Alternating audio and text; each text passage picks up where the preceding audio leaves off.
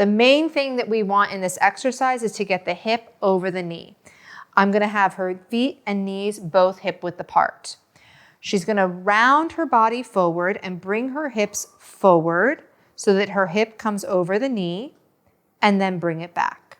Without moving the pedal, minimize the movement of the pedal and bring the pelvis forward. Increase the flexion of the upper spine, pelvis forward. Once you have your pelvis over your knees, you're gonna push the pedal down an inch and pull it up an inch. Now she has to keep her pelvis over her knees. The pelvis can't move forward and back once she's in the exercise.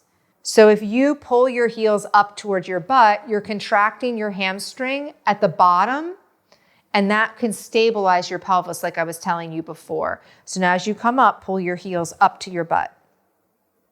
And you see she can keep her pelvis forward now.